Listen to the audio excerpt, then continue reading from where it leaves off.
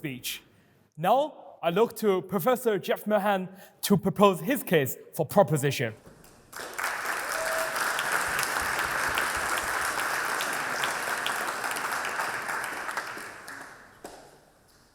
Thank you. In the philosophical and legal literature on self-defense in war, there's a consensus that extends back many centuries that acts of killing and causing suffering are governed by two requirements, a requirement of necessity and a requirement of proportionality. The requirement of necessity is that one must not inflict more harm than is strictly necessary for the achievement of a just or good goal. The requirement of proportionality is that the harm that one inflicts mustn't be excessive in relation to one's just or good goal. There are also what philosophers call constraints against harming and killing. And what this means is that unless an individual deserves to be harmed or has become morally liable to be harmed, for example, by posing a threat to others, one can be justified in harming an individual only if the harm that one would cause would be substantially less than the harm one would thereby prevent or the benefit that one would thereby confer. Indeed, we accept that in general, it's not permissible to inflict serious harm on another individual merely as a means of benefiting ourselves. But this, of course, is what meat eating involves. Throughout the world, where approximately 95% of the meat people eat comes from animals that have been factory farmed, people inflict suffering and terrifying and painful deaths on animals as a means of being able to enjoy the taste of their flesh. But, you'll say, they're only animals, not human beings. And it can be permissible to do things to animals that it's not permissible to do to people. I agree with that. I think that's right. I'm not here to argue for an absolutist position on this issue of veganism. There are some cases, unfortunately now I think quite rare, in which it's necessary to harm or kill animals as a means of enabling some people to continue to live or maintain their health. In these cases, the harming and killing can often be justified as the lesser evil. Human life and health are important goods. Let me just offer a parenthesis after that remark. When lab-grown meat becomes available, it will be unnecessary, I think, at least for people who are relatively wealthy by global standards, to harm or kill animals for reasons of nutrition or health. But even now, most meat eating is unnecessary for human life or health. Most people in developed societies would be far healthier if they ate a vegan diet than if they continued to eat the types and amounts of meat that they consume now. That, I think, is beyond dispute. The vast majority of people who eat meat do so for the pleasure it gives them. But suppose there are people for whom eating meat is actually necessary for getting the maximum pleasure from eating. So suppose they satisfy this necessity requirement. The question is whether this pleasure, or to be more precise, the difference in pleasure that people get from a meal with a meat portion and the pleasure that they would get from a meal with an additional plant portion instead, whether this pleasure or this difference in pleasure is proportionate in relation both to the suffering that animals endure for people to be able to eat them and the loss of the potential pleasures that these animals could have if they weren't killed for people's consumption.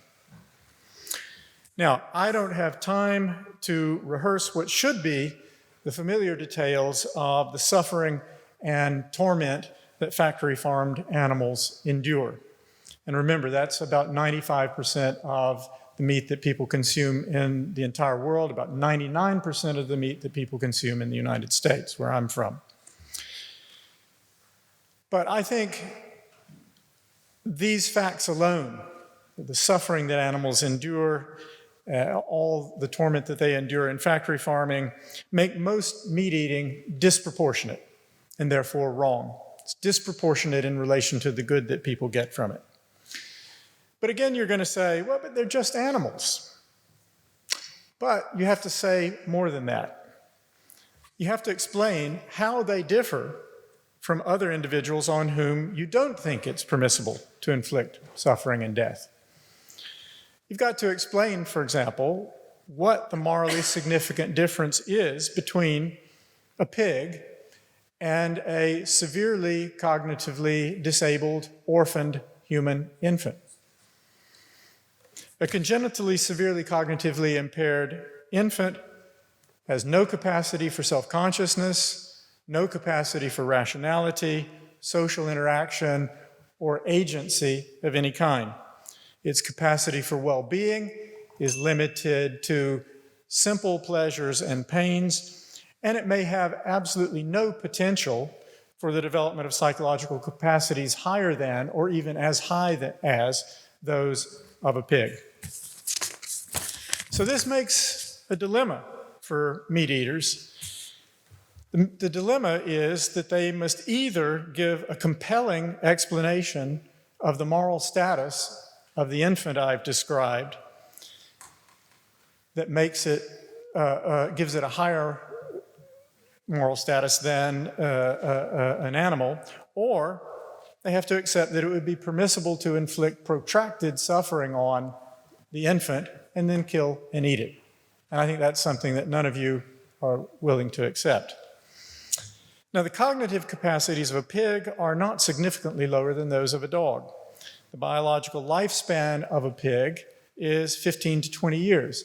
And when not raised in a factory farm, a pig gets substantial pleasure every day, mostly from eating, but from a variety of other activities as well. If a pig is killed for eating when it reaches full size at about 6 months to a year, it loses about 14 years of the pleasure it gets every day.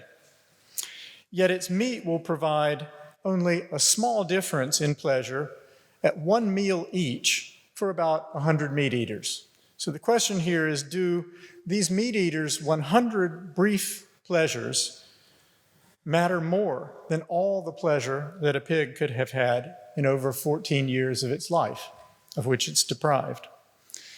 Now, I trust that no one here believes that an animal's suffering and happiness don't matter at all. So that, for example, the only reason not to torture a dog is that it would upset its owner. I hope you don't believe that. And I think each of you has observed how much pleasure that, for example, a dog gets from its food. And I've had a lot of time with a number of other types of animal, including a lot of herbivores, who continue to eat treats, foods that they really like, with relish long after they've begun to turn away with disdain from foods that they more routinely eat, which means that they're getting a lot of pleasure from the treats. So the question I have to ask meat eaters is, what makes you think that your pleasures are so much more important than theirs? Notice that I'm not referring to the suffering that animals endure in factory farms. I'm not discussing that at all. I'm discussing the pleasures they lose when they're killed. So my remarks here apply equally to animals killed by hunting, which also involves the risk that the animals that are hunted won't be killed, but will be merely wounded and then escape to suffer long from the wounds that they've had inflicted on them. Now, it's possible that there are some people who say that eating meat is really essential to their happiness. For the pleasure they get from eating, and eating meat is the main thing that makes their lives really worth living. But what these people are actually confessing, I think, is that their lives seem little better than those of the animals they eat. What I'm suggesting here is that the killing of animals that could have lives that are worth living deprives them of good life that they could have had, in the same way that killing a human being is wrong, not because it causes the human being to suffer, but because it deprives the human being of good life. Now, some people have said, when we bring animals into existence in order to eat them, and if we give them lives that are well worth living, we're actually benefiting them. But I think you have to ask whether we would accept corresponding practices involving human beings. So, for example, if we needed more organs for transplantation, we could bring some people into existence who wouldn't otherwise exist and kill them off after about 30 years to use their organs for transplantation. We could say, well, they would never have existed and had these good lives had we not done that. But I think that wouldn't justify us in killing them. Thanks.